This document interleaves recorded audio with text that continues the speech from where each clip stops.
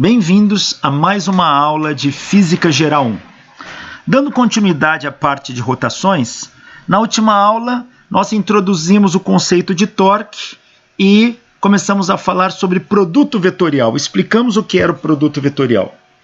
Retomemos o conceito de torque. Torque é dado pelo produto vetorial da distância pela força. Distância de onde a onde?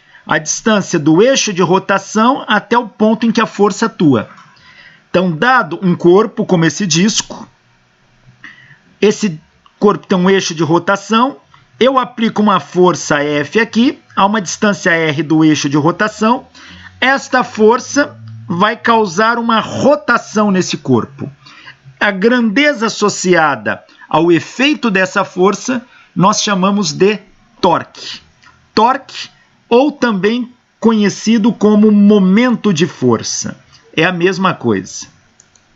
Então, torque ou momento de força.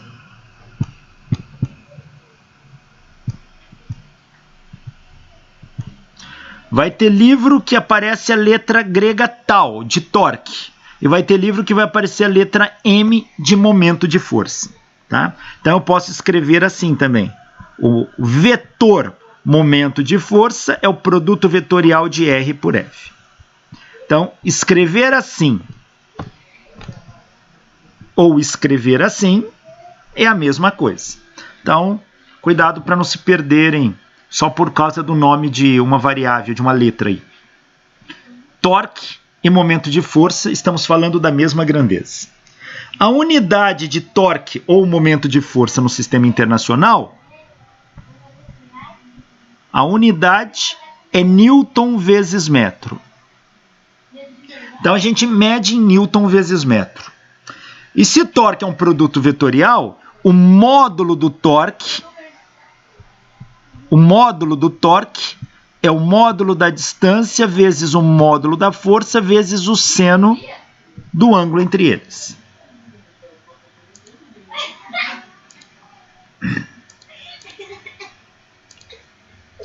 Então, o torque, ou momento de força, é uma grandeza física vetorial associada à rotação, isto é, a medida da tendência da força em causar giro num corpo em torno de um ponto ou de um eixo.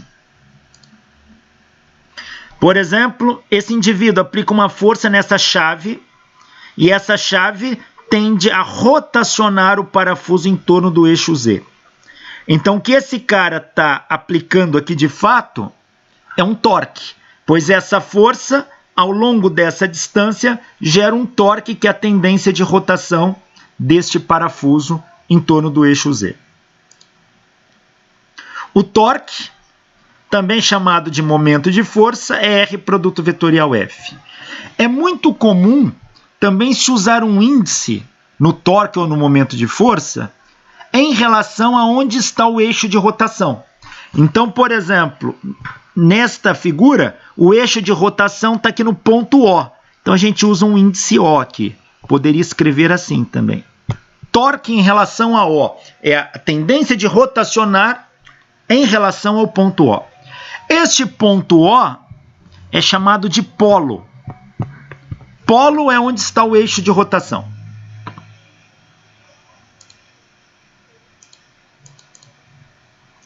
Lembrando, unidades do sistema internacional, Newton-metro. Torque é um vetor. Se ele é um vetor, ele tem que ter módulo, direção e sentido. Quem é o módulo do torque, o módulo do momento de força? É o produto do módulo da distância pelo módulo da força pelo seno do ângulo formado entre a distância e a força. Este produto dá um módulo do torque. A direção do torque ela é perpendicular ao plano formado pelos vetores R e F. E o sentido, regra da mão direita. Coloca a mão direita paralela ao primeiro vetor. Quem é o primeiro vetor aqui? É o vetor R. E gira no sentido que a mão fecha, no menor ângulo, para o lado da força. o teu dedão vai apontar o sentido do torque.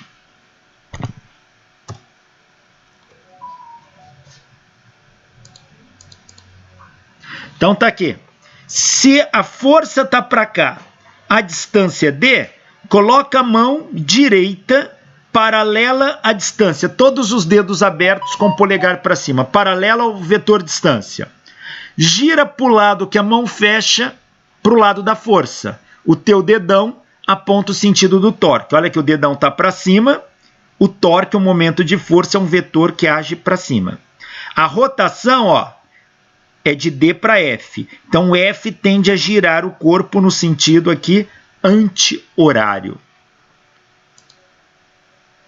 Então, coloca a mão direita paralela ao primeiro vetor, gira para o lado do segundo no sentido que a mão fecha no menor ângulo. Então, teu dedão aponta no sentido do produto vetorial.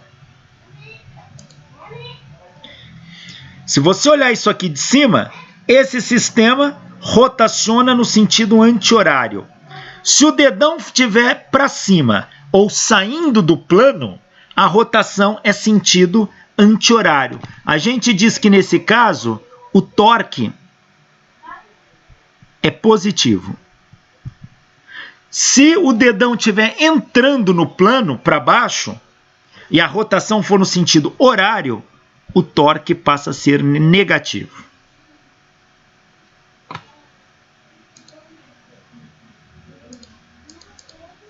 Então, girou o corpo no sentido horário, torque é positivo.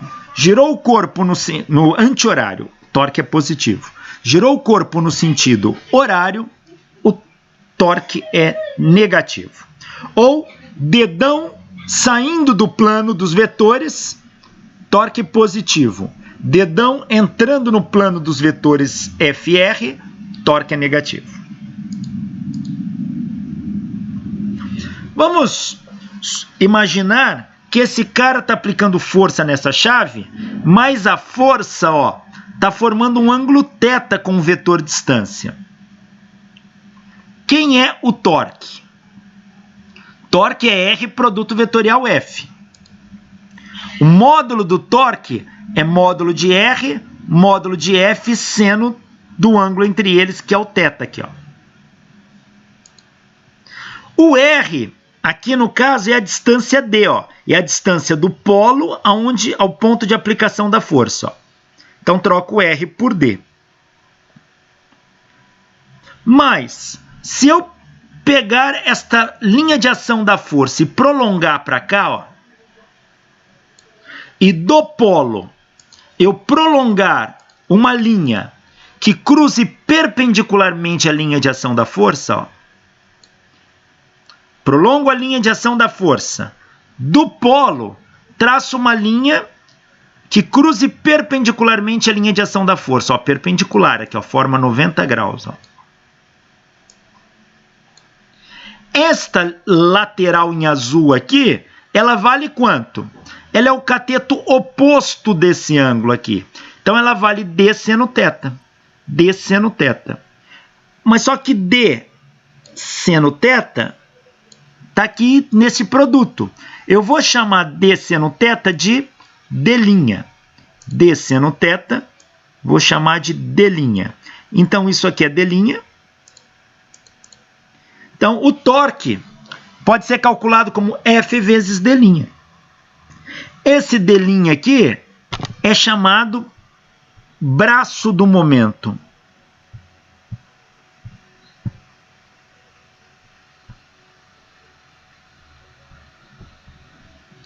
Então, olha que situação interessante, prática.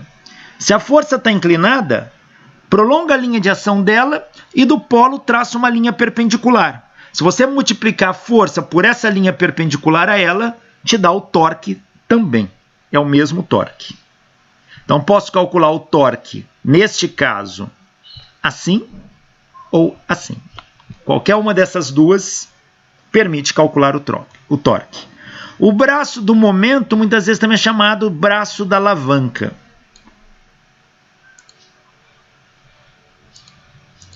Professor, é só a componente perpendicular à alavanca que produz o torque, né? Isso. Componente da força. Isso, exatamente. Por quê? Ó, se eu pegar este vetor aqui, ó, vamos decompor esse vetor aqui, ó. No eixo x, ele está aqui, ó. E no eixo y, ele está aqui, ó. Repara uma coisa, esta aqui é Fy e essa aqui é Fx. Veja que a linha de ação da Fx prolonga ela. Se eu pegar a linha de ação da Fx, ó, e prolongar, ela passa pelo polo. E a gente discutiu a aula passada que toda força que passa pelo polo não gera torque. Portanto, Fx, a linha de ação dela passa pelo polo, ela não gera torque. Logo, a única componente que de fato gera o torque é a componente perpendicular. Por isso que quando a gente pegou a componente perpendicular aqui, ó, funciona. É exatamente isso, você tem toda a razão. Isso aí também, não sei se é por isso, acho que não, mas por causa que é do produto vetorial, mas também o Fy seria F seno θ, né? Então também poderia falar que o módulo seria D vezes Fy, né? Isso, exatamente. Quem é Fy? Vamos colocar aqui o que você falou. O torque. Quem é Fy aqui? Deixa eu apagar um pouco desses rabiscos aqui, senão não enxerga. Então, quem é o Fy? Ó, Fy é o cateto oposto desse triângulo aqui, essa linha aqui. Portanto, Fy, ele é F seno θ. Se Fy é F seno de θ, opa, F seno θ é Fy. Então, eu também posso calcular o torque como sendo Fy vezes D. Ou seja, é só pegar a componente perpendicular à distância. Sempre pega a componente da força multiplicada pela distância, de tal maneira que você vai pegar as componentes que são perpendiculares. Ou seja, da distância com a força ou da força com a distância. Se elas forem perpendiculares, é só multiplicar uma pela outra que te dá o torque.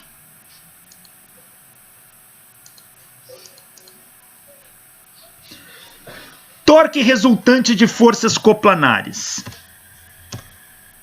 Se eu tenho um sistema de forças coplanares, ó, essa força F1 agindo a uma distância D1 do polo, força F2 agindo a uma distância D2 do polo, força F3 agindo a uma distância D3 do polo. Esta força vai gerar um torque M1 para cá, esta um torque M2 para cá e essa um torque M3. Quem é o torque resultante? Torque é um vetor, então a gente tem que fazer soma vetorial. Torque resultante é o somatório de todos os torques. Se eu tenho 3 torques aqui, eu preciso somar vetorialmente os 3 torques. Ou, se eu quiser representar um momento de força em relação ao ponto O resultante, OR em relação ao ponto O, resultante, é o somatório de todos os momentos de força, faz a soma vetorial. Quem é o momento resultante em relação a O? É somar todas as forças pela distância. Então, é o somatório de FD. Então, nesse caso, vai ser F1D1 gira no sentido anti-horário, é positivo.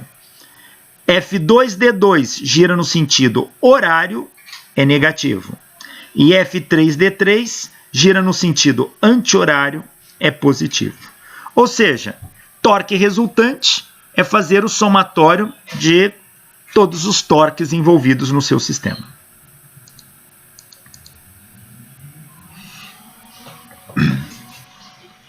Olha este exercício aqui, ó. Para a estrutura da figura, determinar um momento da força resultante, ou seja, o torque, aplicado em relação ao ponto O. Veja que eu tenho uma barra, aqui eu tenho uma distância de 2 metros e eu aplico uma força de 100 newtons. A força já é perpendicular à distância, então o torque é trivial. O torque é força vezes distância, porque já são perpendiculares, não preciso pensar nada aqui, é só multiplicar. É 100 vezes 2, que dão 200 newton metros. que vai tender a girar este corpo para cá. Então, se ele tende a girar no sentido anti-horário, não, ele tende a girar no sentido horário.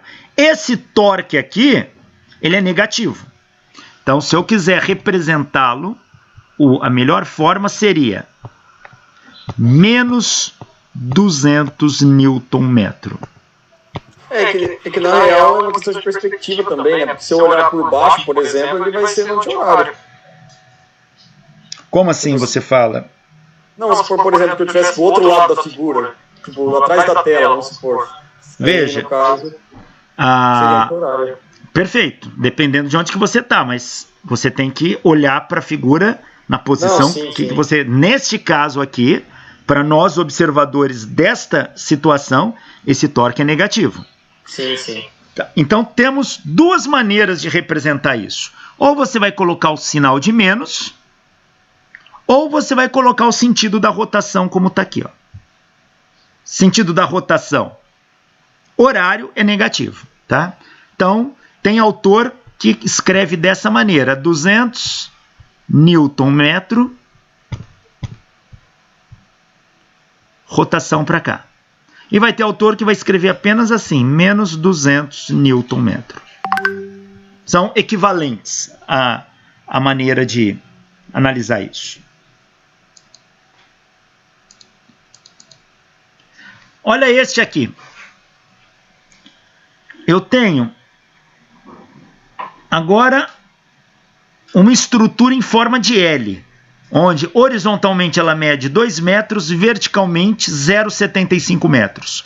E uma força de 50 newtons agindo aqui. Ó. Quanto que vale o torque em relação ao ponto O? Lembra que eu falei? Prolonga a linha de ação da força. Prolonga.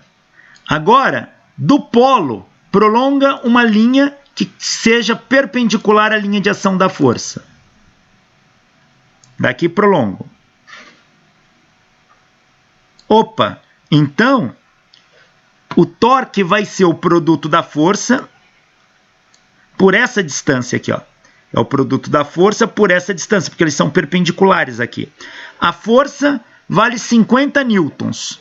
Esta distância vale 0,75 metros. Então, o torque é 50 vezes 0,75, que dão 37,5 Nm no sentido horário, ou seja, menos 37,5 Nm.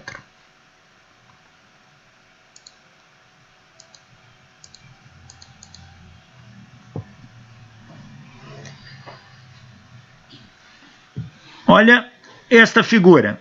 Também é uma estrutura torta aqui. Aqui eu tenho essa inclinação de 2 pés. Aqui eu tenho 40 libras.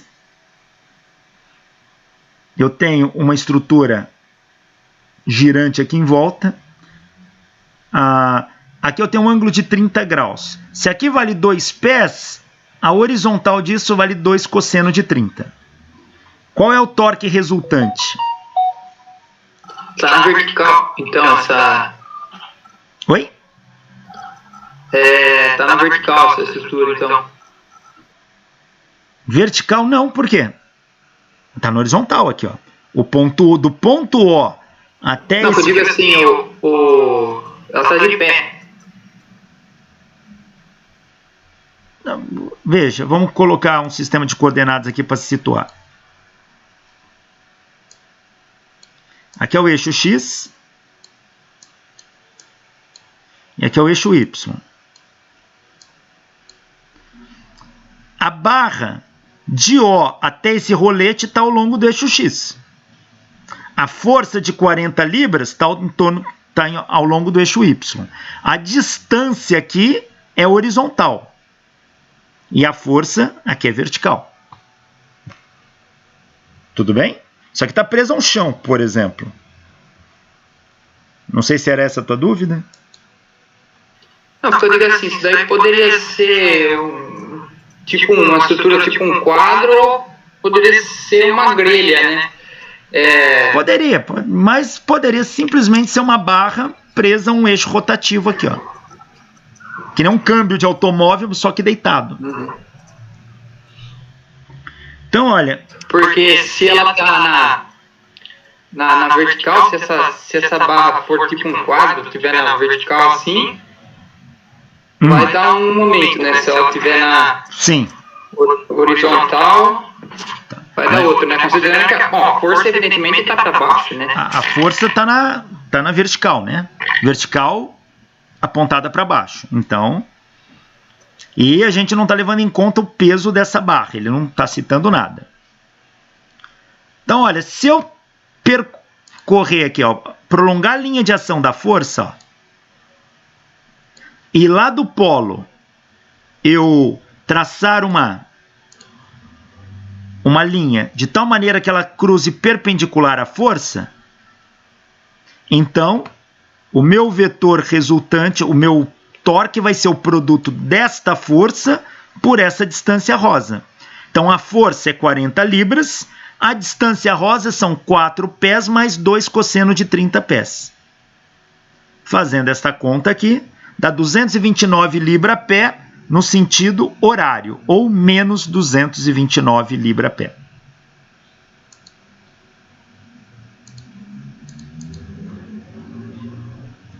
Existe um conceito interessante, é chamado de binário ou conjugado.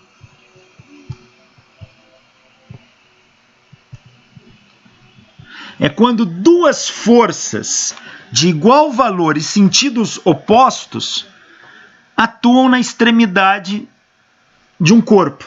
Então imagina que eu tenho uma barra aqui, ó. Imagina que eu tenho uma força F para cá e uma força idêntica em módulo, só que sentido oposto para cá.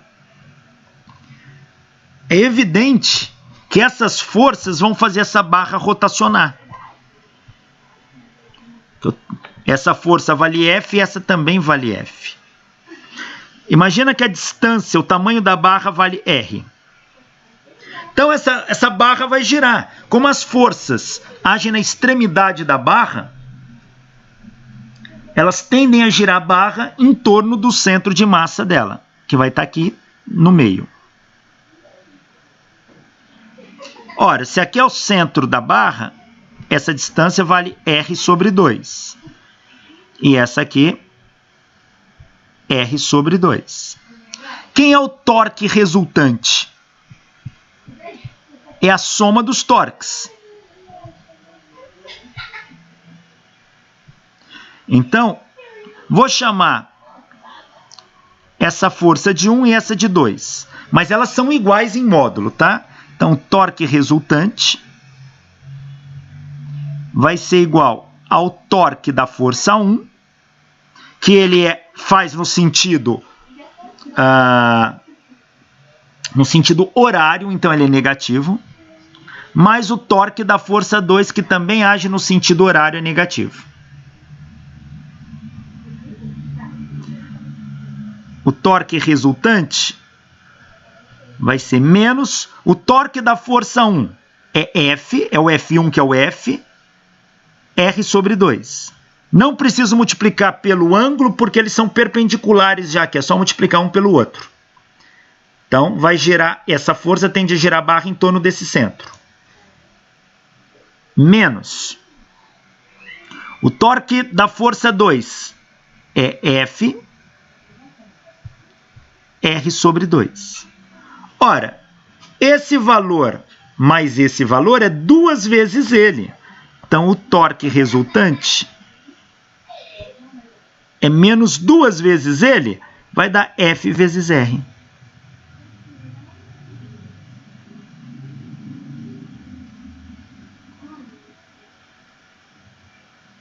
Colocar, isso aqui é um vetor. Veja, se ele vai gerar no sentido horário, o meu dedão entra. Então, tudo isso aqui K. Vetor unitário K. FR vetor unitário K. Então, repare o seguinte, o binário, no frigir dos ovos, é só pegar uma das forças, já que elas são iguais, e multiplicar pela distância entre as forças. Então, é o F vezes o R. Pego lá um volante de automóvel, por exemplo. Se eu aplicar uma força para cá e outra para cá, essas forças tendem a rotacionar isso aqui em torno do centro. Se essa distância aqui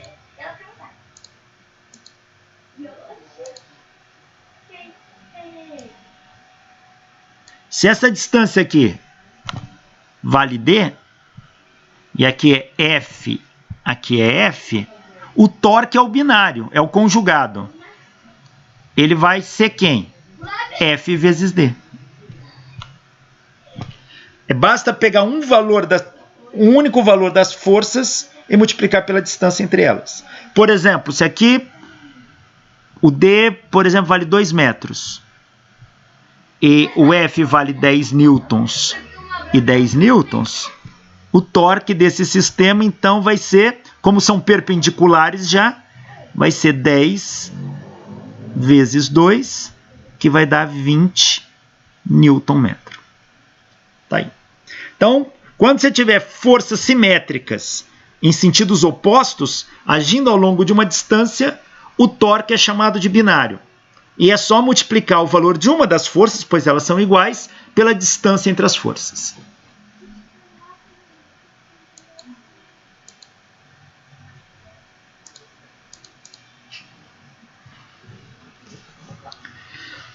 Agora nós vamos ver uma parte muito importante. A segunda lei de Newton para a rotação. Recapitulando, segunda lei de Newton é somatório das forças igual produto da massa pela aceleração. A gente vai usar essa lei para sistemas rotacionais. Então, é claro que essa aceleração é para o movimento linear, translação. Se a gente vai aplicar para rotação, a cara dessa equação vai mudar. Mas continua sendo a segunda lei de Newton. Então vamos ver como é que fica. Imagina uma partícula aqui, olha, de massa m, girando num círculo de raio R. Essa massa, como ela está girando, ela pode estar sujeita à ação de duas forças. Uma força radial, que aponta para o centro da curva, é uma centrípeta, e uma força tangencial, aqui, ó. A força tangencial, eu posso aplicar a segunda lei de Newton para ela, pois a tendência da força tangencial é sair em linha reta, sair pela tangente. Então, ela é a massa vezes a aceleração tangencial. O torque que esta força causa, a força radial não causa torque, porque a linha de ação dela passa pelo polo. Então, a única força que causa torque aqui é a força tangencial. O torque dela é força vezes a distância. Se são perpendiculares, eu não preciso nem usar o seno. Então, o módulo do torque é o módulo da força tangencial vezes a distância do ponto de aplicação até o polo. Espera aí, mas essa distância é o raio. Então, é força tangencial vezes raio.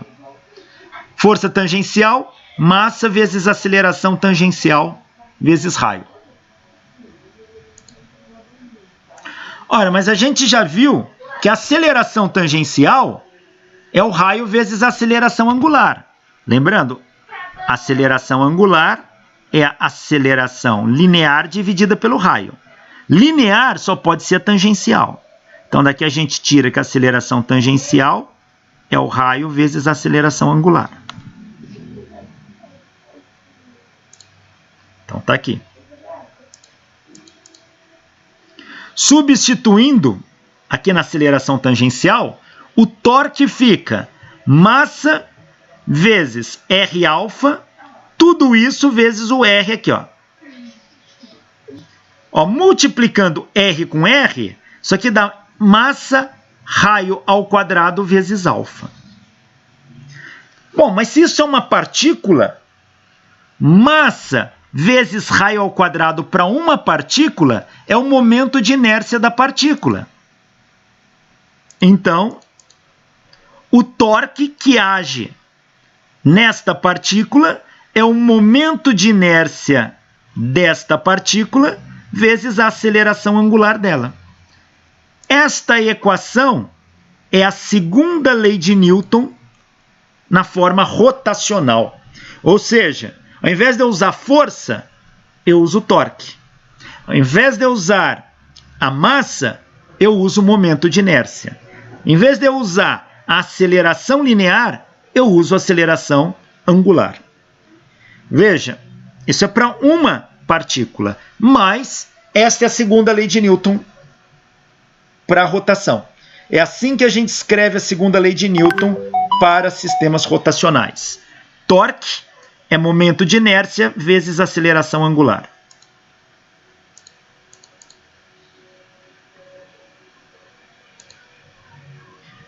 Tá, mas e se não for uma partícula, for um corpo rígido? Por exemplo, pega esse corpo aqui marrom, suponha que ele esteja girando em torno do ponto O. Então eu vou, como ele tem uma distribuição contínua de massa, eu vou pegar um pedacinho infinitesimal de massa dm para analisar. E vou ver como que esse pedacinho gira em torno do ponto O. Ele descreve um arco aqui, ó, pontilhado em azul. Claro que uma massa pequenininha está sujeita à ação de uma força pequena. Então eu tenho uma força tangencial dft aqui, ó. Força tangencial é massa aceleração tangencial. dft, com a massa pequenininha, dm at.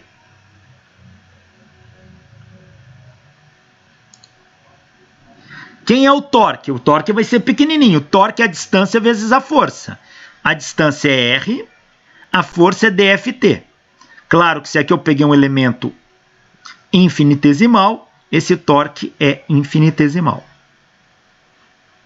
Por que eu não peguei naquele formato assim? RF seno de θ. Por que eu não usei o seno? Porque olha o ângulo aqui entre a distância e a força. É 90 graus. Eu estou usando seno de 90 dá 1. Então não preciso, só aparece o RF aqui. Então, ó, R diferencial de FT. R, a diferencial de FT é dm at. Então fica AT, R, dm. Isso é o d tal aqui, o elemento de torque. Mas a aceleração tangencial é o raio vezes a aceleração angular. Substituindo aqui, então, d tal é alfa vezes R, vezes esse R, fica alfa R ao quadrado dm. Se eu integrar os dois lados dessa equação, a integral de d tal me dá o tal total. E quem é o tal total? O torque total é a soma de todos os torques que agem no meu sistema. É igual à integral do lado direito aqui, ó. Como a aceleração angular ela é constante, eu estou tratando de um sistema, estou supondo a aceleração angular constante. Se ela não for constante, eu precisaria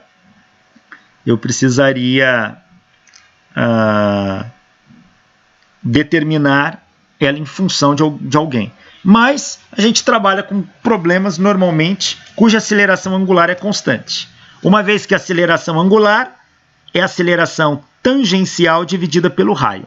O raio é constante. Se a força for constante, aí no caso o torque, bom, considerando a distância também constante, né? Sim. Aí o torque e a aceleração angular vai ser constante também, também, né? Vai ser constante. Mas veja, eu só estou considerando que todo esse sistema está girando em torno desse eixo aqui, ó. Esse aqui é o eixo Z, por exemplo. Então todo esse sistema está girando em torno do eixo Z. Então esse cara está girando aqui, ó. Professor, se a aceleração não for constante, não, eu nem posso explicar a lei de Newton, né? Não, continua valendo a lei de Newton. A lei de Newton vale para aceleração constante ou não. F igual a ma sempre funciona, tá? O problema é que quando você cai numa integração, você tem que saber a aceleração está variando com quem. Numa análise que a gente faz aqui, num dado instante, ainda que a aceleração não seja constante, num curto intervalo de tempo eu posso tratá-la como constante e pegar naquele limite, naquele ponto, meu alfa pode ser entendido como constante. Quem eu estou variando aqui é a massa do corpo, meu dm, que na hora que eu integrar, eu vou integrar de uma massa zero qualquer até a massa total do corpo. Então, considerando o alfa constante, tiro o alfa da integral, fica alfa integral de r quadrado dm. Mas integral de r ao quadrado dm nós vimos na aula passada. O que é mesmo isso aqui? Momento de inércia. Momento de inércia. Então, o somatório dos torques é o momento de inércia vezes a aceleração angular. Esta é a segunda lei de Newton para a rotação num caso de um corpo rígido. Ou seja, se eu tenho vários torques agindo num corpo, se eu tenho aqui vários torques agindo no corpo, eu tenho uma força F1 aqui, uma força F2 aqui, uma força F3 aqui, cada força dessa tende a rotacionar esse corpo. Cada força dessa vai gerar um torque em relação a um ponto. O somatório de todos esses torques tem que ser igual ao momento de inércia do corpo vezes a aceleração angular. Esta é a segunda lei de Newton para sistemas rotacionais. Isso considerando que o corpo está girando em torno de um eixo fixo. Então, ele gira aqui em torno do eixo Z. Tá? Então, o somatório dos torques é I vezes alfa. Torque é vetor, alfa é vetor. Então, momento de inércia não. Se a gente estudar mecânica avançada, a gente vai ver que o momento de inércia também passa a ter uma propriedade que lembra vetores. Ele se comporta como uma matriz enorme, a gente chama de tensor, mas a gente não vai tratar isso aqui. Então, o somatório dos torques é igual ao momento de inércia vezes a aceleração angular. Então, a gente tem a lei de Newton escrita de duas maneiras. Para translação,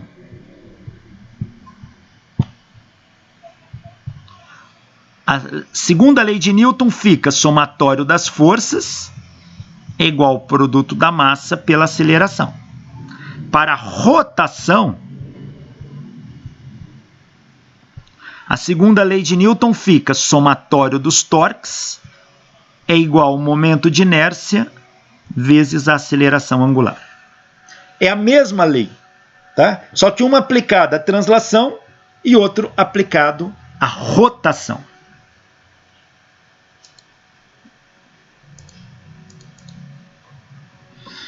Vamos aplicar a segunda lei de Newton para rotação em alguns problemas. Olha este aqui, ó. Uma barra uniforme de comprimento L, essa barra aqui, ó, e massa M, possui sua extremidade presa a um pivô sem atrito, livre para rotacionar em torno do pivô no plano vertical, conforme a figura. Pivô é um pino que você tem aqui, essa barra está livre para girar em volta desse pino. Ou seja, se eu solto essa barra, ela tende a girar para cá, ó. E vai cair essa barra aqui, ó. Ela vai cair e provavelmente vai ficar assim, ó. Então ela vai girar daqui para cá. Que é um pedaço de pau preso por uma ponta, você solta, ele cai, tá? Formando um pêndulo. A barra é liberada a partir do repouso de sua posição horizontal. Então ela está aqui, tem comprimento L, você solta ela, ela parte do repouso. Quais as acelerações angular e linear inicial da barra? Ou seja, no instante que eu solto, quanto que dá a aceleração linear e angular? Vamos ver, olha.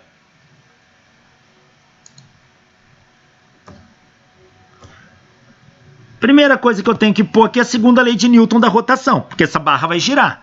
Então, o somatório dos torques é igual ao momento de inércia vezes a aceleração angular. Então, isso eu tenho que ter em mente. Quem é o torque que essa barra sofre? Vamos calcular primeiro o torque. Essa aceleração linear, a angular sempre vai ser a mesma para qualquer ponto, né? Aham.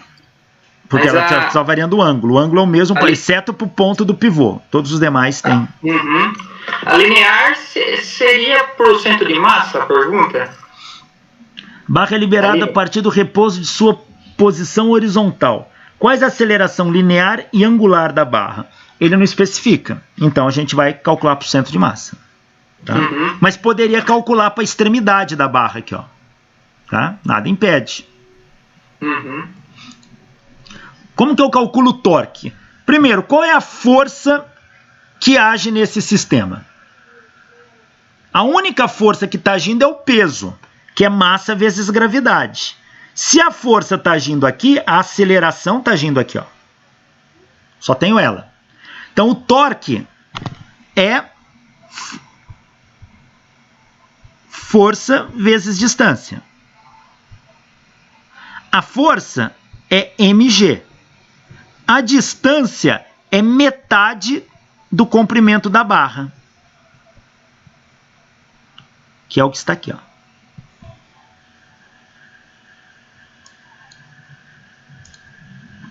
Então, esse é o torque. Quem é o momento de inércia da barra? Bom, o momento de inércia tem que pegar lá na tabela. Voltem lá na tabela, pega o momento de inércia da barra em relação a uma extremidade. Deixa eu ver se eu tenho essa tabela aqui.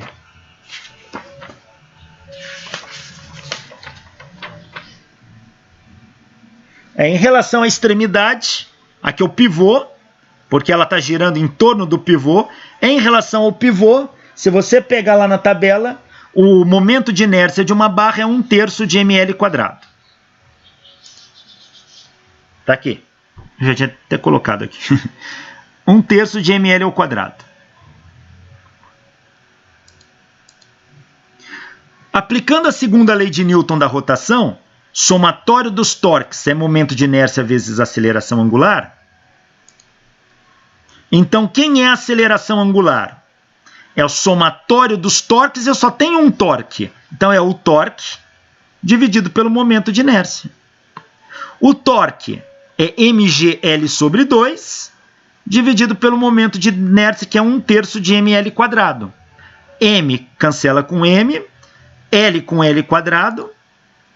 A aceleração angular desta barra vai dar 3g/2L. 3 vezes a aceleração da gravidade dividido pelo dobro do comprimento da barra. Esta é a aceleração angular. A aceleração linear, que é a tangencial, ela é a aceleração angular vezes o raio. Então, quando essa barra cai aqui, ela vai descrever um arco de circunferência aqui, ó.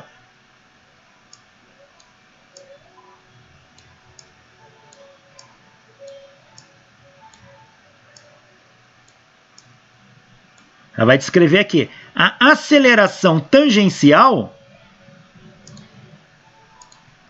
ela vai estar agindo aqui, ó, tangente em cada ponto, ó.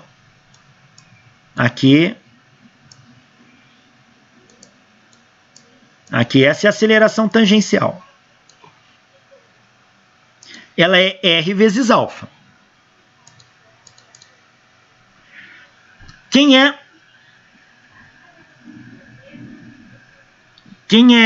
R? R é a distância onde a aceleração tangencial está atuando. Aqui caímos naquela pergunta que o colega fez. Em relação a quem? O problema nada diz. Deixa eu ver se eu tirei do título, se ele tem alguma informação daqui. Mas...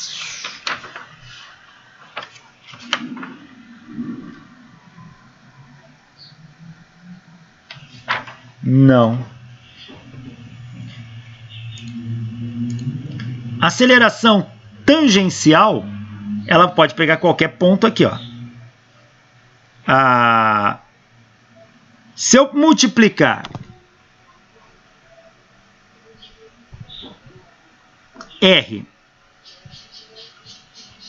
por alfa, que é 3G sobre 2L, quem é o R? O R, ele é L sobre 2. Se eu pegar o meio da barra. L com L cancela. L com L cancela. Isso aqui, se eu pegar o centro da barra, a aceleração tangencial ali no centro da barra está dando 3/4 de G. Se eu pegar a extremidade da barra aqui, foi o que o autor fez, por isso eu deveria especificar aqui, ó. A barra, quais a aceleração angular e linear inicial da barra? Da extremidade. Se eu calcular a aceleração tangencial para essa extremidade aqui, ó, para essa extremidade, então a distância aqui, o meu raio vai ser L. Então a aceleração tangencial vai ser L, que multiplica alfa, que é 3G sobre 2L. L com L cancela, dá 3/2 de G. Então aqui faltou esse dado do problema mesmo. Ele calculou para a aceleração tangencial para a extremidade da barra, mas poderia ter calculado a aceleração tangencial ali do centro da barra. Tanto faz. Então, R vezes alfa, ele calculou para essa extremidade. Então, o R é o L. Então, ficou L vezes alfa. L vezes alfa dá 3/2 de G.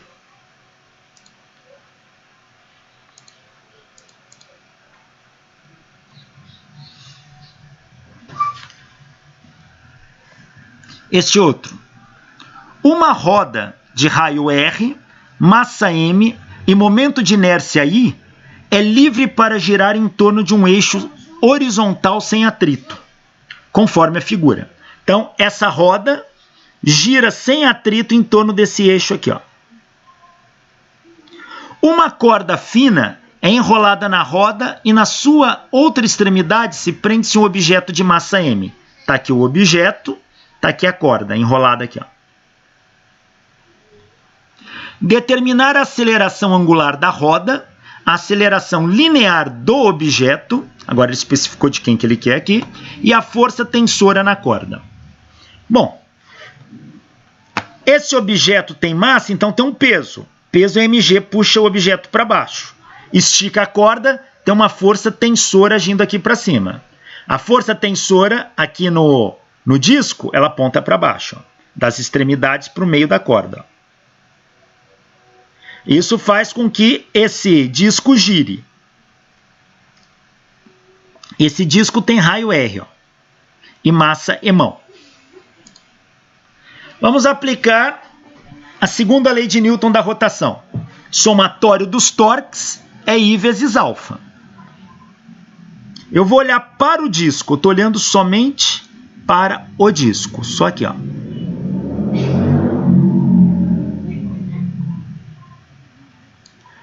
Quais são as forças que estão agindo nesse disco? Só o T, né? Eu tenho o T. Se eu quiser ser rigoroso, ele tem massa, então tem um peso. O peso do disco age no centro dele. Mas veja, toda força passando pelo polo não gera torque, então o peso não apita em nada aqui para mim. Então eu posso jogar esse peso fora. Então só sobra o T. Então, somatório dos torques vai ser o torque da força tensora. Só tenho este. E como que vale esse torque da força tensora? Em módulo. ele vai ser a força tensora vezes a distância. Quanto que vale essa distância aqui? R. Então, é T vezes R. Como ele gira, a força tende a fazer o cilindro girar com o dedão saindo dele, posso tomar isso aqui como positivo. Então, o torque, o único que age, é a tensora vezes o raio. A aceleração angular, então, vai ser a tensora vezes o raio dividido pelo momento de inércia.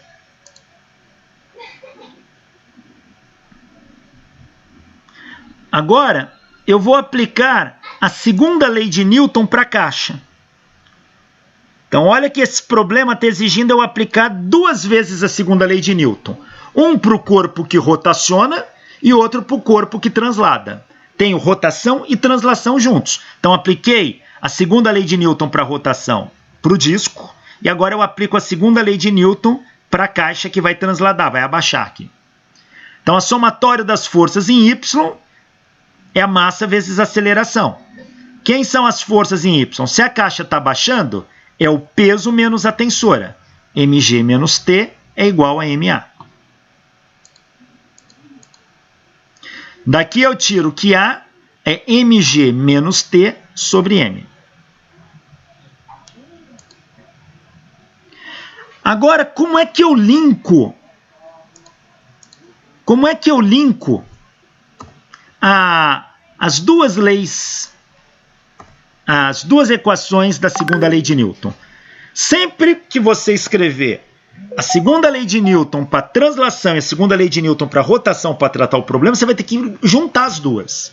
E a equação que conecta as duas é esta aqui. A aceleração linear é o raio vezes a aceleração angular. Então, essa que eu linko as duas. Eu posso pegar isto aqui, substituir aqui, depois eu pego esse cara e substituo aqui, ó, jogo tudo nela, ou inverto, também isolo o alfa daqui, substituo lá e depois jogo aqui. Quem linka a segunda lei de Newton da rotação com a translação é esta equação de aceleração. É a relação entre aceleração linear e angular. Então, fazendo essa conexão, A igual a R alfa.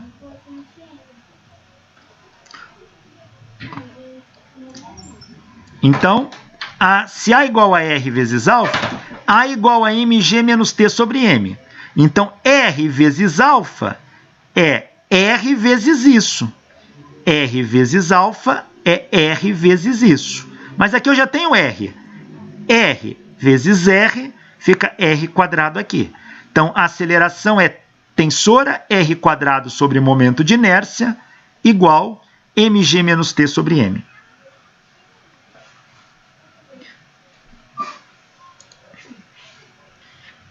Agora, desta igualdade, eu posso isolar a tensora. Passo tudo que tem T para um lado que não tem para o outro, isolo, eu vou obter que a tensora é igual a mg dividido por 1 mais mr quadrado dividido pelo momento de inércia do disco.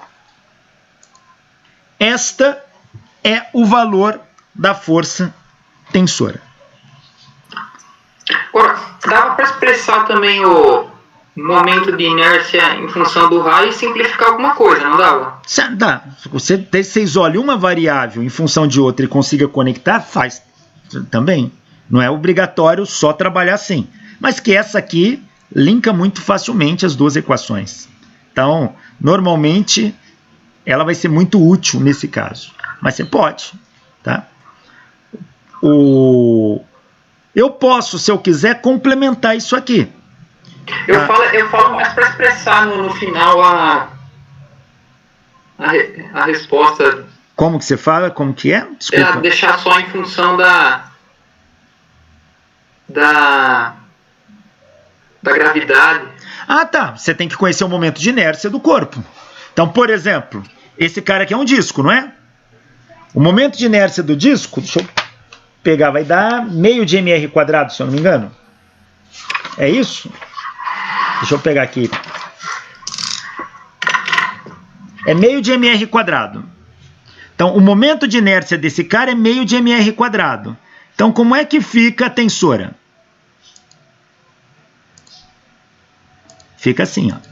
Então, eu coloco aqui, ó, tensora é igual a mg sobre 1 mais mr quadrado sobre meio de mr quadrado. Aqui, ó, mr quadrado com mr quadrado cancela. 1 dividido por meio dá 2, mais 1 dá 3. A tensora é 1/3 de mg. Assim que você estava falando?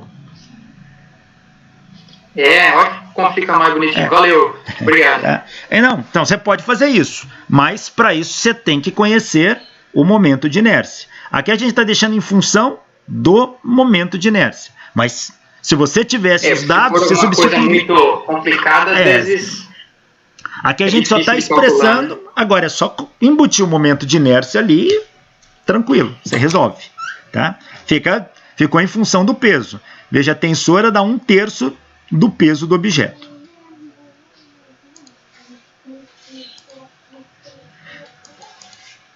E qual é a aceleração? Bom, a aceleração é isso aqui. Substitui esse t aqui e faz a conta. A aceleração vai dar g sobre 1 mais I sobre mr quadrado. Fazendo o que o colega sugeriu, que às vezes fica mais limpo, a aceleração aqui vai dar quanto? Ó, g sobre 1 mais o I. É meio de mr quadrado sobre mr quadrado. Ó. Esses dois cancelam, sobrou meio. 1 mais meio dá 3 meios. G dividido por 3 meios dá 2/3. Ou seja, esse bloco desce com uma aceleração que é 2/3 da gravidade. Tá aí.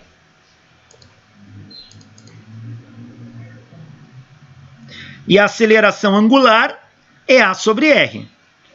Então é só pegar isso aqui e dividir por R, vai me dar esta expressão aqui. Ó. Então com isso eu determinei a aceleração angular da roda, a aceleração linear da roda e a força tensora na corda.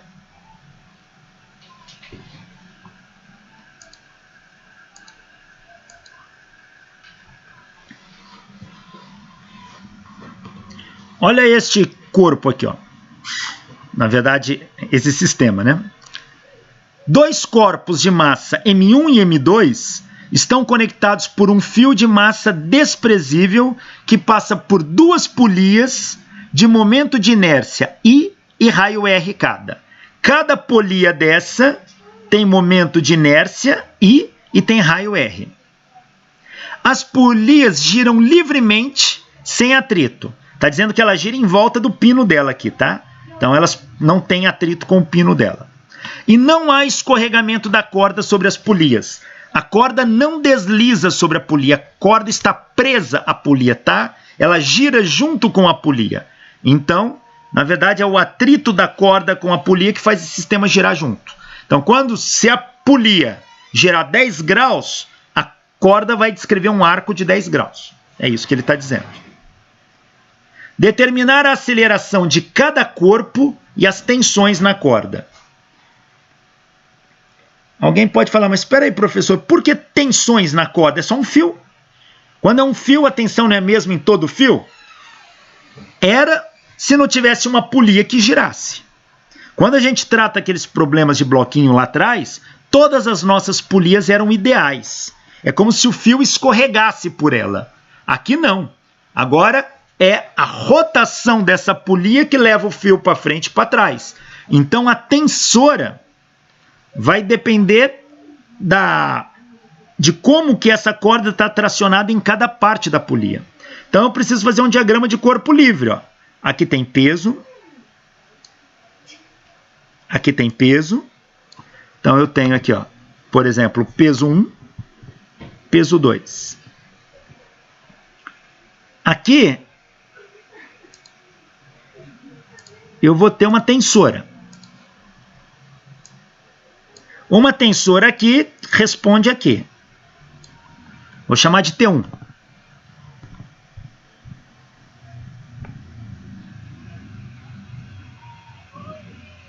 Aqui eu vou ter uma tensora.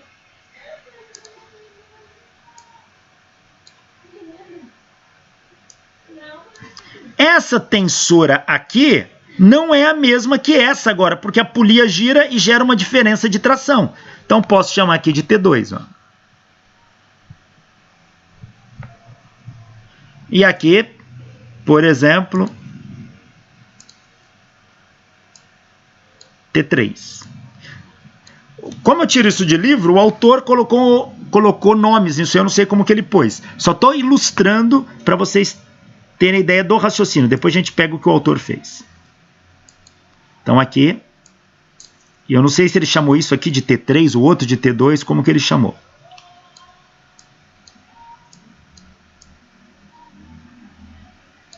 Então, uma vez que isso aqui tem rotação para cá, ó, e para cá, as tensoras não podem ser iguais. Porque se for igual, a polia não gira. Tem que ter uma diferença de tração aqui com aqui. Ó. Uma tem que ser maior que a outra para que a polia rode. Então essa é a análise que a gente vai fazer. Vamos ver como que o autor montou isso aqui.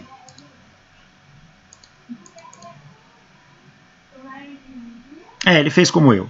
Ele está chamando os fios nesse pedaço de T1, nesse pedaço aqui de T2, e aqui, nesse pedaço, as tensoras são T3. Ó, aqui ele não nos deu uma informação que é importante. Tá? E eu não sei para que lado esse sistema gire. Uma massa tem que ser maior que a outra. Tá? Ele adotou esse sentido aqui. Para que esse sentido seja verdadeiro, a massa M1 tem que ser maior que a massa M2. Para que o peso do lado esquerdo puxe o corpo M1 para baixo e faça o corpo M2 subir. Então, essa informação seria importante ser dada no problema. Tá? Mas parece que ele não deu. Tá aí. Então, vamos fazer o diagrama de corpo livre. Para facilitar, eu vou isolar cada corpo aqui e analisar independentemente. O corpo M1 tem o peso para baixo, que é M1G, e tensora 1 para cima. O corpo M2 tem peso para baixo, M2G, e tensora T3 para cima. E as polias. Esta polia aqui, ela tem uma tensora 1 aqui, uma tensora 2 aqui, ela tem peso e ela tem uma normal pelo contato com o pino aqui, ó. E a polia do lado direito também tem T2 para cá, T3 para cá, tem o peso dela e a normal dela aqui, ó, em contato com o pino. Bom, o que interessa, a polia, ela só rotaciona. Então o que interessa é o torque. A normal e o peso dela passa pelo polo, portanto não gera torque, então eles não afetam em nada meu sistema, eu posso tirar. Então na polia, o que sobra que vai causar torque são as tensoras.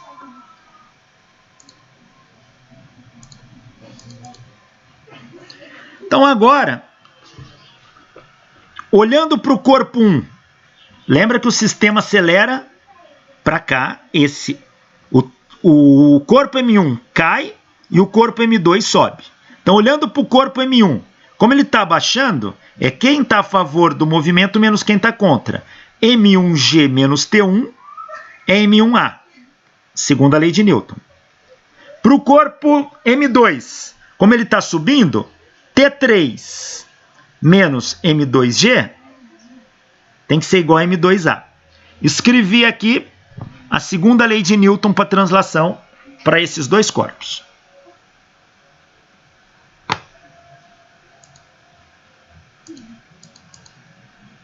Então aqui Agora, vamos escrever a segunda lei de Newton para rotação para cada polia. Para a polia da esquerda, ela gira neste sentido, ó.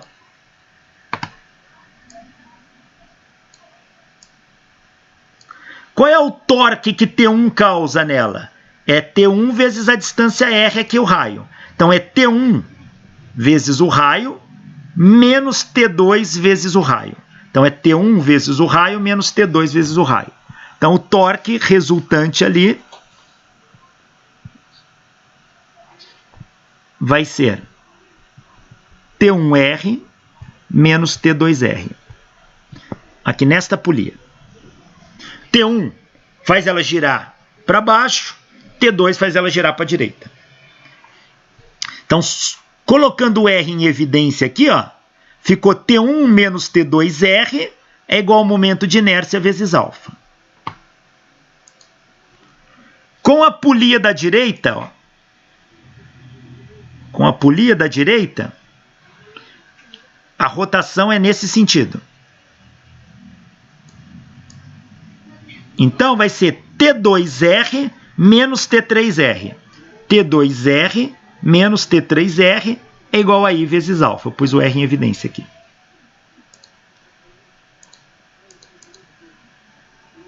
Então, eu tenho essas 4 equações aqui.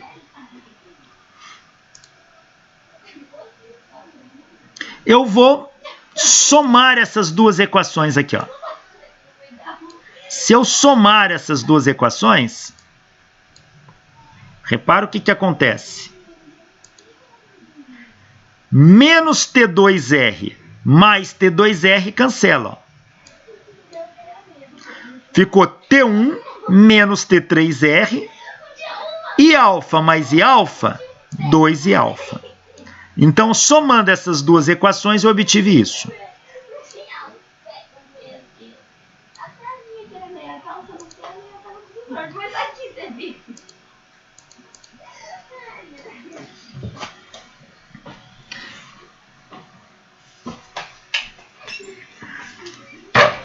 Então, agora, eu vou somar essas duas equações também, ó.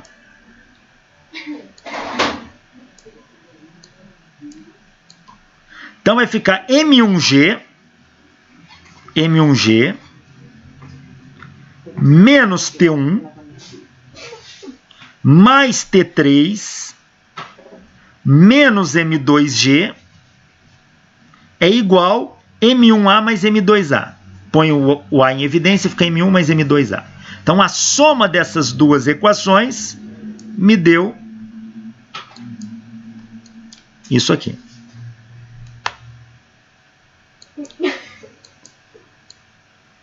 Então, somando essas duas, eu obtive isso. Então, agora eu tenho essas duas equações aqui, ó, que eu posso trabalhar com elas. Essa equação tem T3 e T1. Essa também tem. Então, já vai facilitar para mim.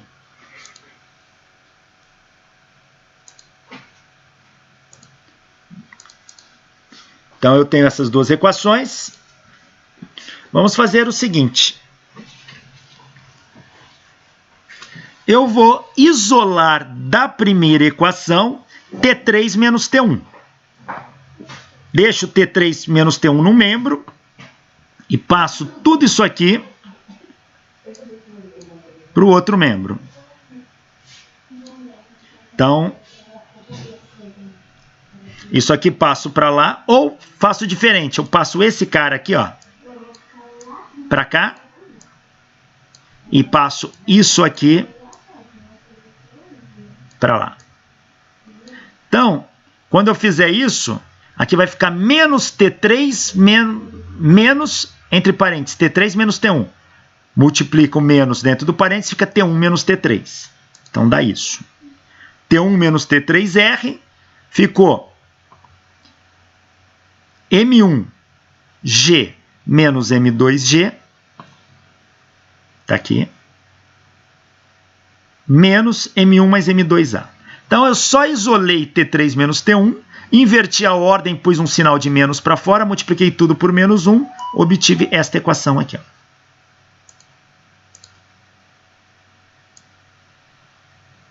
Então, daqui,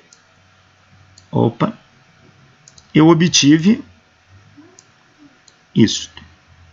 Só isolei o T3, é a mesma equação. Só isolei o T3 menos T1 e inverti a ordem deles. Fiz T1 menos T3. Então, obtive isso.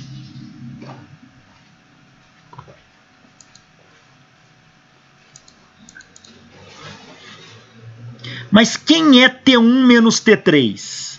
T1 menos T3, ó, é esse cara aqui, ó. Quem ele é? T1 menos T3, ele é 2i alfa sobre R. 2i alfa sobre R. Então,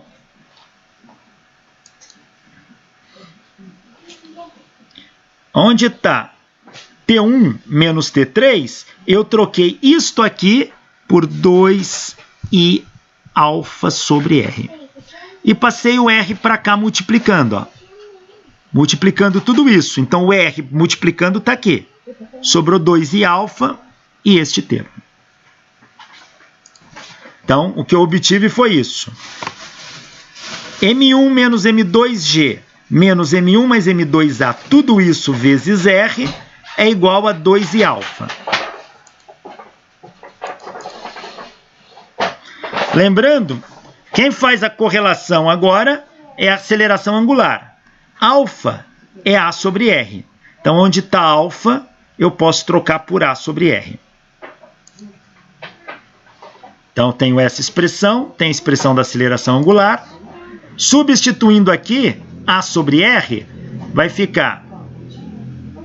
Passo o R para cá dividindo. Ó. Então, M1 menos M2G menos M1 mais M2A é igual a 2i, aqui é A sobre R. Passei o R para cá dividindo, ficou A sobre R quadrado.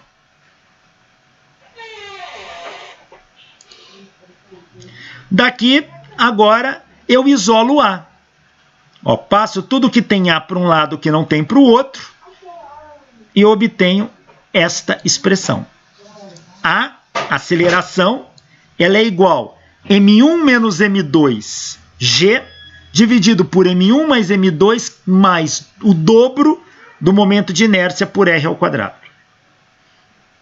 Tá aí. Se quisesse fazer aquilo que o colega falou também, eu sei que as polias são cilindros. O momento de inércia delas vale meio de mr quadrado. Chama a massa da polia aqui, ó. mr quadrado. Poderia substituir aqui e fazer a conta, tá? Mas a aceleração do sistema eu já obtive. Ah, será que está certo? Eu posso levar isso para um caso ideal quando as polias não tinham rotação. Se as polias não tiverem rotação, elas não têm momento de inércia. Então, o momento de inércia dá zero. Então, isso aqui some. Aí eu caio nisso que era lá da máquina de Atwood, que a gente já tinha resolvido. Pronto. Então, quando tem rotação, entrou um termo a mais. Então, tá certo. A análise está coerente, pelo menos. É interessante que a gente começa a estudar casos mais próximos da realidade, né? Sim. Assim, o grau de complexidade do sistema tende a aumentar. E conforme vai aumentando, também o problema vai ficando mais trabalhoso. Mas você vai se aproximando mais do real. Mas essa aproximação ainda está longe de ser um real. Tá? Mas ela se torna muito útil para várias situações. Porque muitos casos reais podem ser aproximados para casos ideais. Então, ela tem sua utilidade. Então, esta é a aceleração daquele sistema. Calculamos a aceleração. Ele pediu a aceleração de cada corpo. Como os corpos estão conectados, a aceleração é a mesma para os dois. Mas ele pediu a tensão nas cordas. Tensão em cada corda, então temos que calcular. Esta é a aceleração. Vamos lá voltar naquela primeira expressão. M1G menos T1 é M1A. Substitui o A por isso aqui, ó. Só fazer a substituição e aí você isola o T1. Fazendo essa conta. Ó, passei o T1 para um lado, o M1A para o outro. Ficou T1 é igual a M1G menos M1A, que é igual a M1G menos A. Substitui o A aqui. Então vai ser M1G menos A, substituindo o A e fazendo a conta eu tenho isso. G menos o A. Acho o mínimo múltiplo comum aqui, ó. Fatora o que dá para fatorar. E a nossa tensora no fio 1 vale 2M1G, que multiplica M2 mais o momento de inércia dividido pelo raio da polia ao quadrado. Tudo isso sobre M1 mais M2 mais 2 vezes I sobre R quadrado. Novamente, se não tivesse rotação da polia, esse termo seria zero, esse termo seria zero e cairíamos isso vezes isso, que é um resultado lá da máquina de Atwood que nós já resolvemos. Então essa é a tensora T1. Vamos calcular T3, pegando a expressão, ó, T3 menos M2G é igual a M2A. Então T3 é M2G mais M2A. O A é isso. Substituindo o A aqui na equação, fazendo essa substituição aqui, vamos obter isto aqui. T3 é igual a 2M2G, que multiplica M1 mais I sobre R quadrado sobre M1 mais M2 mais 2I sobre R quadrado. Então achamos a tensora T3. Falta T2. Se eu pegar essa equação, T1 menos T2 é igual a R e alfa. Então T2, isolo T2 daqui, vai ser T1 menos I alfa sobre R. Que é T1, quem é o alfa? É A sobre R. Então fica IA sobre R dá R quadrado aqui, ó.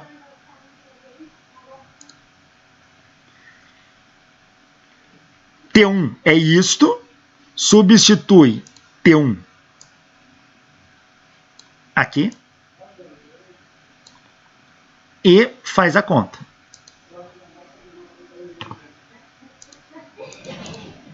Fazendo essa conta, lembrando que o A é isso, vamos substituir o valor do A aqui. Então temos que substituir o T1 aqui e o A ali. Então vai ficar gigante. Mas não é difícil não, que os denominadores aqui acabam sendo o mesmo. Vai ter só um R quadrado a mais no denominador. Só dá trabalho porque fica longo. Mas fazendo a substituição, tá aqui. Fazendo essa conta. Juntando tudo que tem para juntar. A tensora T2 é 2M1M2 mais M1 mais M2 que multiplica I sobre R quadrado. Tudo isso dividido por M1 mais M2 mais 2 vezes I sobre R quadrado. Tudo isso vezes a gravidade. Está aqui. Este é o valor da tensora no fio 2.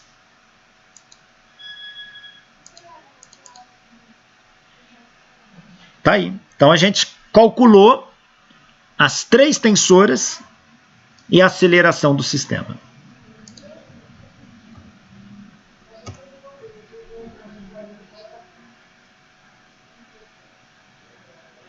Este outro aqui.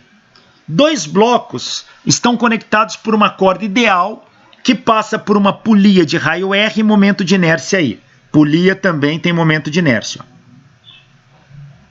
O bloco de massa M1 desliza horizontalmente sobre a superfície sem atrito. E o bloco M2 está suspenso pela corda. Sabendo que a corda não desliza sobre a polia, ou seja, então a polia gira, determinar a aceleração dos blocos e as tensões na corda.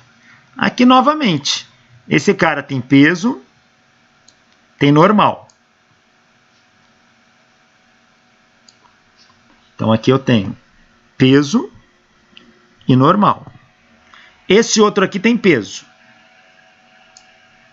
Esse é mais simples que o outro, não? Ele só tem uma polia, então vai ficar bem mais reduzido, né? Porque o outro tinha duas, eu tive que fazer o cálculo 2 vezes, né? Uhum. Então, aqui eu também tenho um peso. Esse é o peso 2, esse é o peso 1, aqui é normal 1. Aqui eu vou ter uma tensora T1, para cá e para cá. Eu vou ter uma tensora T2. Então é essa análise que eu vou ter que fazer. Isola esses corpos e aplica a segunda lei de Newton para cada um.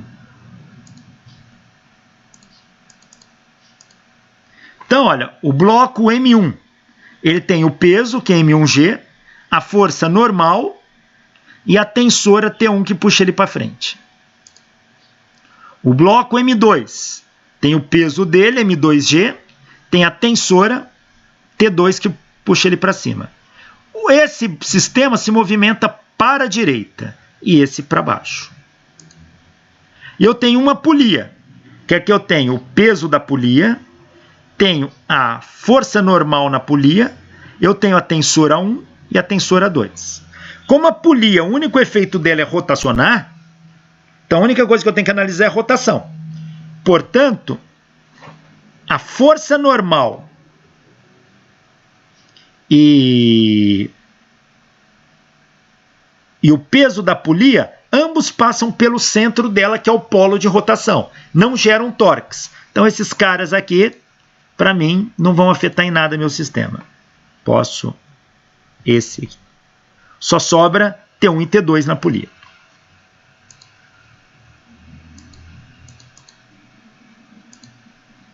Então, olha, vamos escrever as leis de Newton.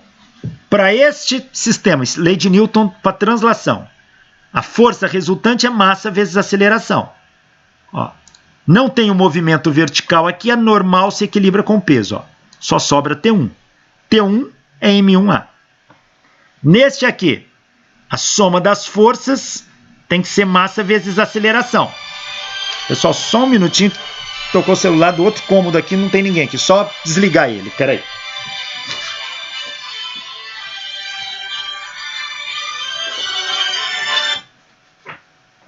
Desculpe-me. Essa coisa toca nas horas mais indevidas. Então tá aqui. Esta força menos essa tem que ser M2 vezes aceleração. Então, M2G menos T2 é igual a M2A. E aqui para a polia, esse sistema rotaciona para cá. Olha a aceleração angular, o sentido dela aqui. Ó. Então, isso aqui vai ser T2 vezes R é o torque gerado por T2. Menos T1 vezes R é o torque gerado pelo T1. A soma dos torques tem que ser igual ao momento de inércia vezes a aceleração angular. Segunda lei de Newton para a rotação. Na verdade, se eu for mais rigoroso, eu faria assim. É a questão do sinal, tá? Vai dar o mesmo resultado no final, mas só para ser mais rigoroso. Minha polia está aqui.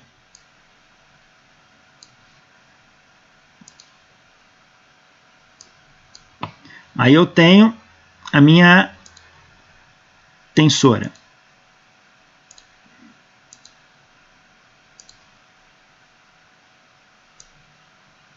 Que é a tensora 1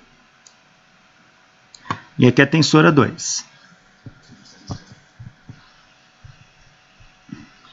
E aqui é o raio R. Bom, vamos ver. O sistema gira para cá. Então, quem é o torque resultante? O torque aqui vai ser T2 vezes R.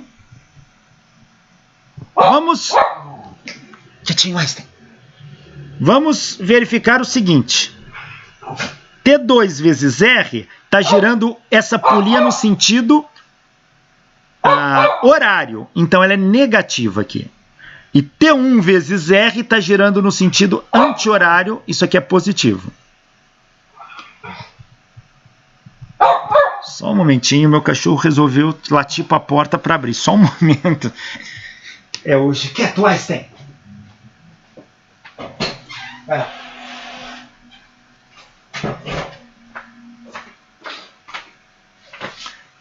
Então, esse é o rigor. Então, aplicando a segunda lei de Newton, somatório dos torques é I vezes alfa. Somatório dos torques aqui, olha, vai ficar menos T2R mais T1R é igual a I vezes alfa. Só que alfa é a aceleração angular. Repara que ela está girando, o dedão fica para dentro da tela no sentido. Ela também é negativa. Se eu multiplicar tudo isso agora por menos 1, isso aqui vai me dar T2 menos T1 R é igual a I vezes alfa, que deu o que ele pôs lá. Mas o autor não foi tão rigoroso assim com esses sinais. Em algum momento isso confunde. Eu prefiro fazer isso respeitando os sinais assim.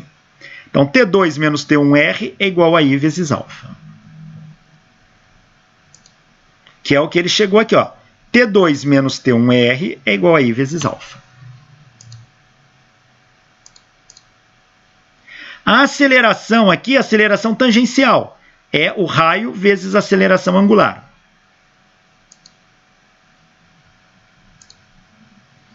Então, as equações que eu obtive foram essas. T1 é M1A, M2G menos T2 M2A, T2R menos T1R é igual a I alfa, e A é igual a R alfa. Agora é só combinar. Se eu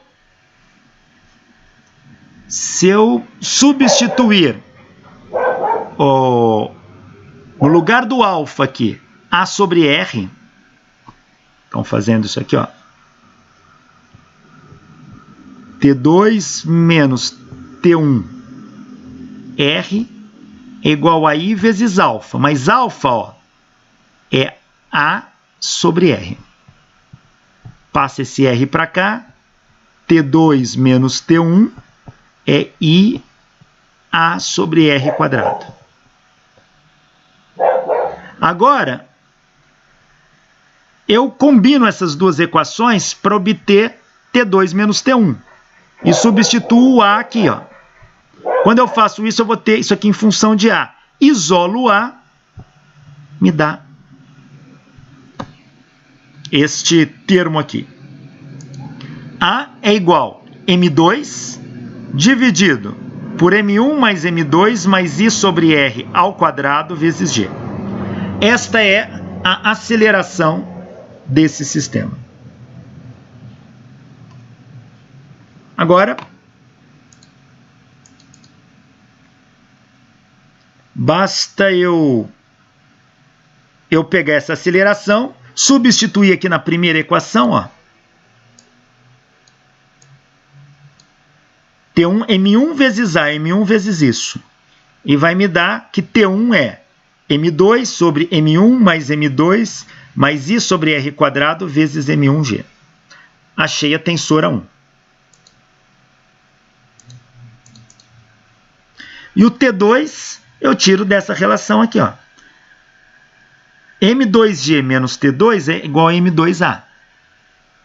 Daqui eu tiro que T2 é M2G menos A. T2 é M2G menos A. O A é esse termo aqui, ó. Então é só colocar G menos isso, calcula o mínimo múltiplo comum e multiplica por M2. Isso vai dar que T2 é M1 mais I sobre R quadrado sobre M1 mais M2 mais I sobre R² vezes M2G. Se quiser conferir, se não tivesse rotação, esse termo aqui seria 0, esse termo aqui seria 0, esse termo aqui seria 0, e você chegaria na condição do problema sem rotação. O celular não para de tocar. Hoje tudo acontecendo, o cachorro não para de latir, o celular não para de tocar e tem gente batendo palma que nem um maluco aqui na porta. Mas agora não atendo. Então tá aqui, calculamos o que ele pediu. A aceleração e a força tensora no fio.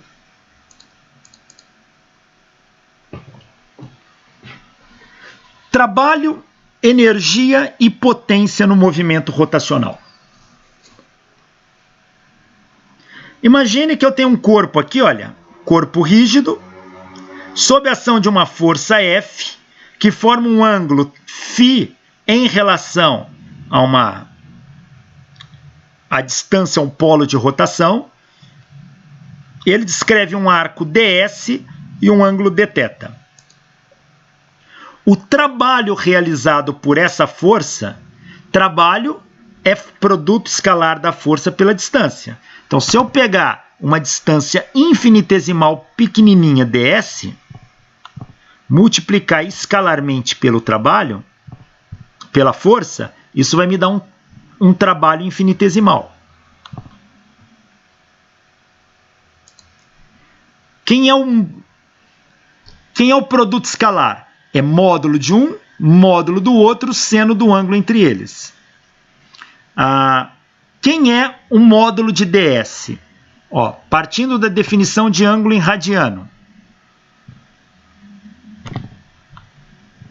Esse ângulo aqui é dθ. Isso aqui é o raio R. E esse aqui é ds. Ângulo em radiano é o comprimento do arco dividido pelo raio. Então, ds é R dθ. Aonde está ds aqui, módulo dele, eu vou trocar por R dθ. Que está aqui, ó. E dw fica F seno de φ R dθ. Ora, mas módulo da força, módulo da distância, seno do ângulo entre a força e a distância, é torque. Isso aqui é torque. Então, o trabalho para rotacionar esse sistema com uma força, dw, é o torque vezes dθ, que é a variação infinitesimal do ângulo. Então, dw é o torque dθ. Se eu dividir os dois lados pelo tempo, por um instante infinitesimal dt, vou ficar dw dt igual a tal dθ dt. Ora, trabalho por tempo é potência. Então, isso aqui me dá potência. Aqui é torque. dθ dt é a variação do ângulo com o tempo e a velocidade angular.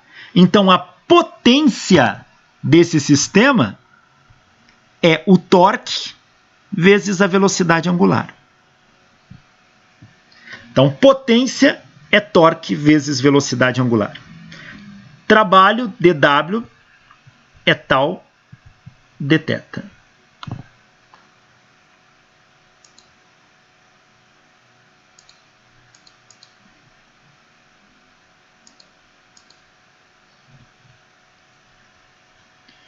Bom, se eu escrever a segunda lei de Newton na forma rotacional, somatório dos torques é I vezes alfa.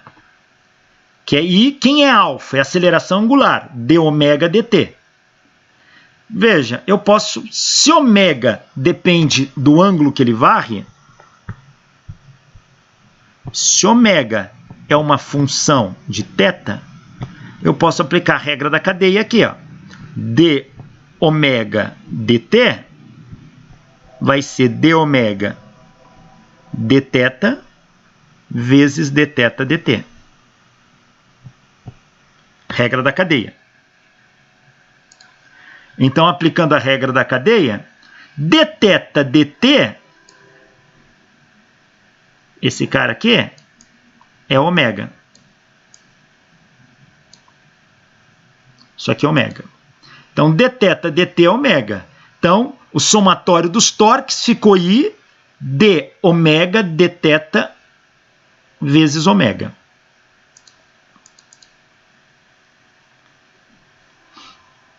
Se eu passar esse dθ para cá multiplicando,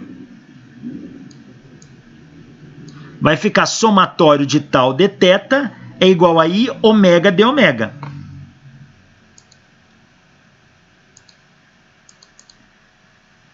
Ora, mas somatório de tal dθ é somar todos os trabalhos infinitesimais, é somar todos os dWs. Isso é I ômega de ômega. Ora, somar, se eu aplicar no limite esses trabalhos infinitesimais, para esse somatório, isso vira uma integral. Portanto, no limite, quando somar todos os trabalhos infinitesimais, vai me dar o trabalho total. Isso equivale a somar no limite todos os I ômega de ômega. Isso vai me dar integral de I ômega de ômega. Com ômega variando do ômega inicial até um ômega final. A integral de I ômega de ômega, o I é constante. Vai me dar I ômega ao quadrado sobre 2, variando de ômega inicial a ômega final. Isso dá meio de I ômega final ao quadrado menos meio de I ômega inicial ao quadrado. Este é o teorema trabalho-energia para rotação. Trabalho é igual a meio de I ômega ao quadrado menos meio de I ômega zero ao quadrado. Este termo, meio de I ômega ao quadrado, isto é a energia cinética rotacional. A energia cinética associada à rotação, ela é dada por meio de I ômega ao quadrado. Então, energia cinética, nós temos energia cinética de translação, que é meio K de translação, é meio de mv quadrado. E para rotação, a energia cinética de rotação é meio do momento de inércia vezes a velocidade angular ao quadrado. Se vocês observaram bem, tudo que a gente fez para rotação tem uma similaridade muito grande com a translação, as equações. Então, se a gente observar como que é essa similaridade, a gente não precisa nem deduzir novas equações. Basta olhar para uma e você obtém a para outra. Se eu conheço as equações para o sistema translacional linear, eu conheço para o sistema rotacional.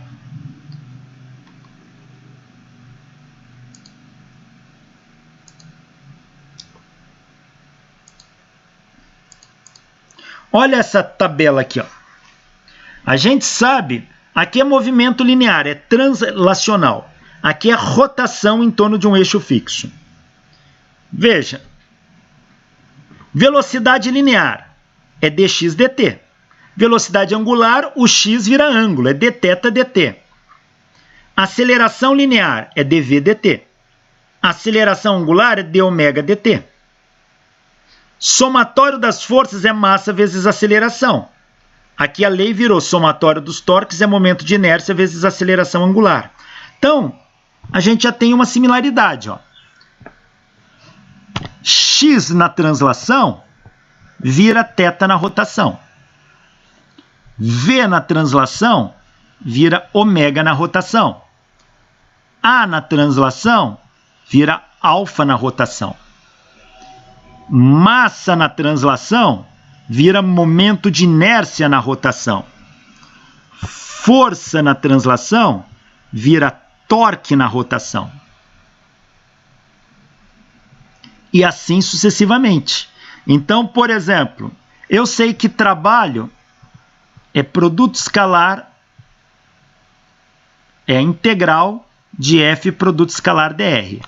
Aí isso é para translação. Como é que fica isso para rotação? Simples. Trabalho vai ser a integral. Quem faz o papel da força na rotação? É o torque. Produto escalar.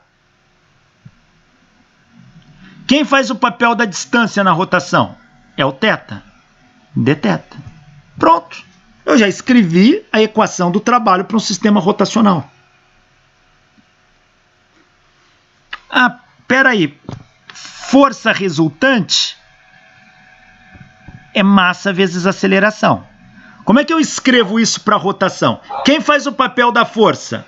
É o torque. Então, torque resultante. Quem faz o papel da massa é momento de inércia. Quem faz o papel da aceleração? Alfa. Então, nós temos uma similaridade, uma simetria em termos de grandezas aí, que a gente pode trocar uma pela outra.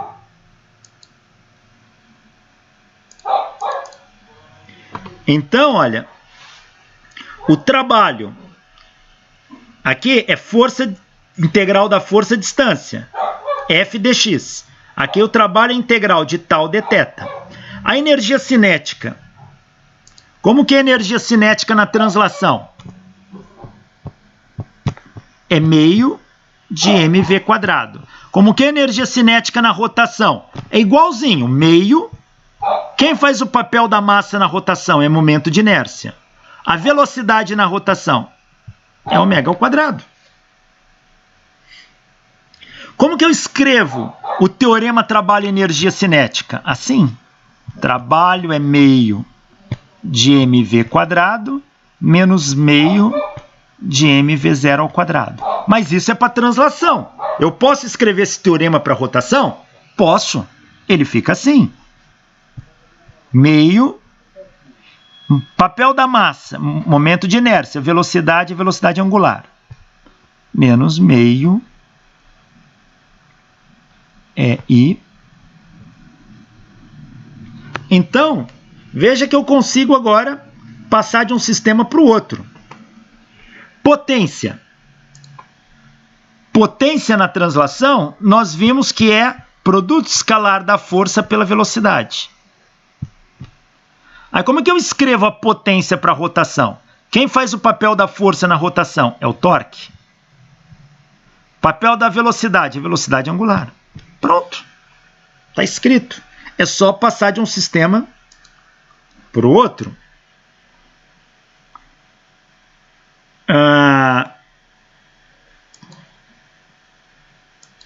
Existem duas grandezas, uma grandeza que a gente não viu ainda, mas já vamos antecipá-la. Eu não tenho momento linear?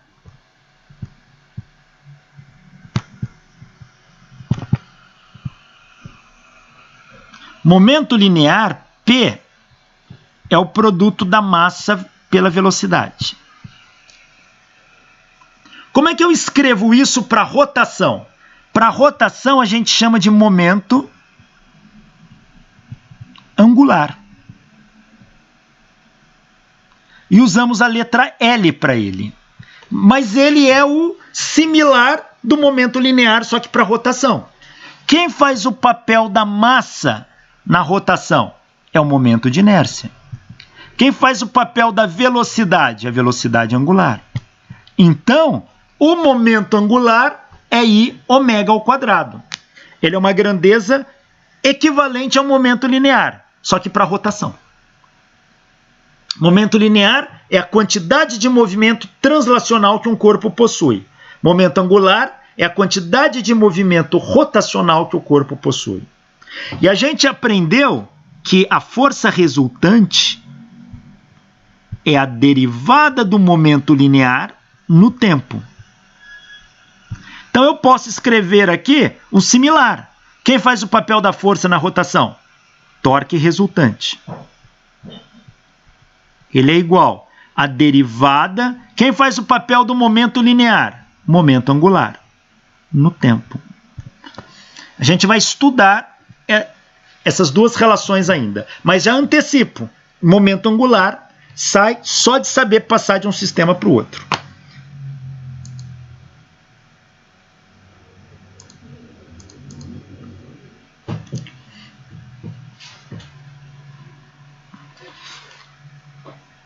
Vamos fazer mais alguns exercícios aqui, olha. Uma barra uniforme de comprimento L e massa M possui sua extremidade presa a um pivô sem atrito. É parecido com aquele que nós fizemos. A barra é liberada a partir do repouso de sua posição horizontal. Qual a velocidade angular da barra ao atingir a posição vertical? Então ele quer a velocidade angular da barra. E determinar a velocidade tangencial do centro de massa. Opa, agora ele especificou quem aqui, ó. Velocidade tangencial do centro de massa da barra e a velocidade no ponto mais baixo na posição vertical. Ora, no ponto mais baixo na posição vertical, vai ser aqui. Então agora ele especificou. Ele quer a velocidade do centro de massa e a velocidade aqui. Bom.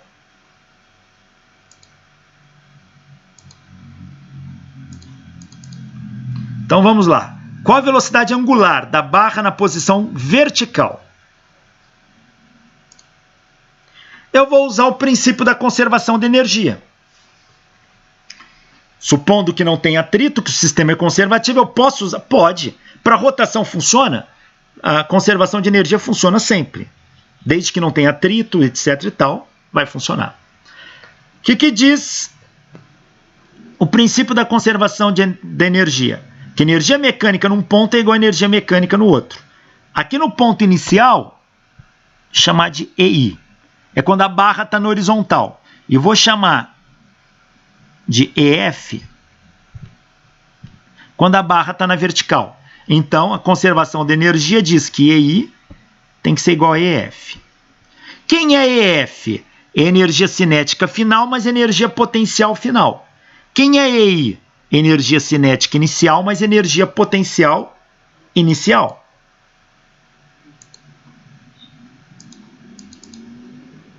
Então a barra está aqui, ó. Então, energia cinética final. Essa barra só tem rotação. Então, energia cinética final da barra na posição vertical vai ser energia cinética rotacional dela, que é meio de I ômega ao quadrado quando ela está na posição vertical. A energia potencial na posição vertical. Eu posso tomar isto aqui como meu plano horizontal de referência.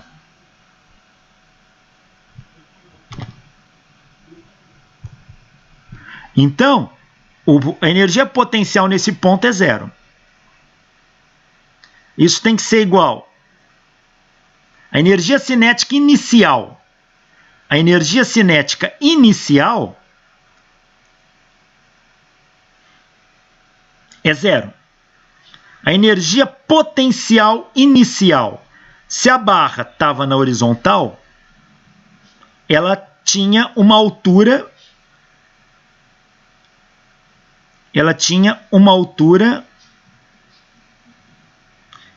É do centro de massa que a gente está pegando, porque ele pediu no centro de massa. Então, o centro de massa,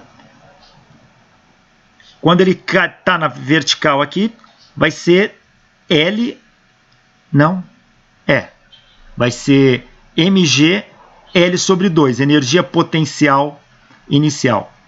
Então, eu tenho, deixa eu só ver, porque isso aqui está estranho.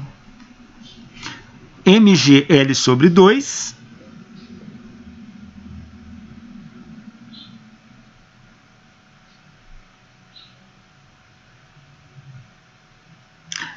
é porque o plano horizontal de referência que ele pegou não foi esse.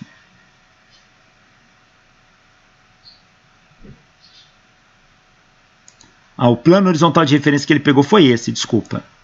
Ele pegou aqui, ó, no referencial do centro de massa. Então, a altura que ele está aqui é mgl sobre 2. Então, está aqui. Essa é a energia potencial.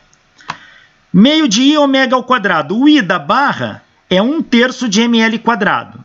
Então, fica meio de 1/3 de ml quadrado ômega ao quadrado tem que ser igual a meio de mgl. Massa dos dois lados cancela. Meio de 1/3 dá 1/6. Com 2 daqui vai dar 1/3 de um lado. Ômega ao quadrado vai ser 1/3 de ômega ao quadrado vai ser g sobre L. Então, ômega ao quadrado é 3g sobre L. Ômega vai dar a raiz de 3g sobre L. Ou seja, a velocidade angular da barra é raiz de 3g sobre L. Está aqui.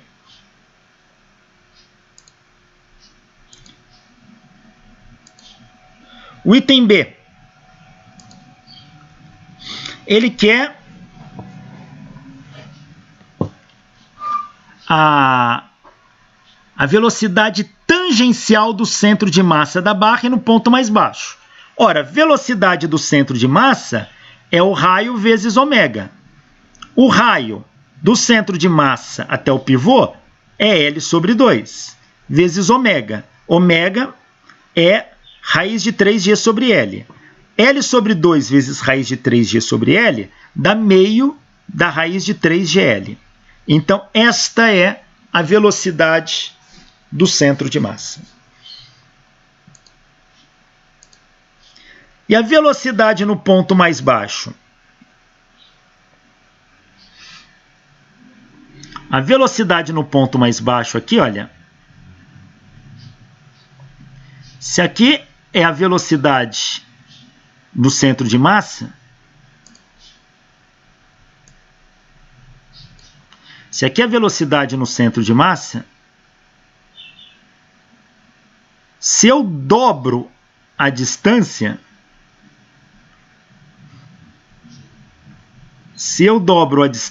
o que vai acontecer com a minha velocidade do centro de massa? Ou a velocidade do ponto? Se eu tenho um disco, se V é ômega R, se eu dobro R, eu dobro V, a velocidade angular não muda. Portanto, a velocidade neste ponto tem o dobro da distância em relação ao pivô do que no centro de massa.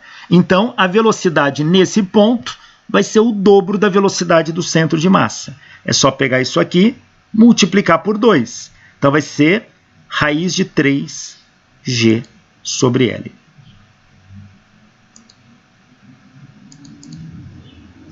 Tá aí.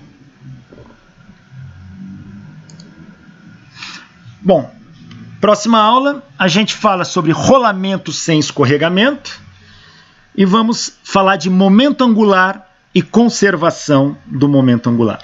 Mas isso, assunto da nossa próxima aula. Obrigado e até lá.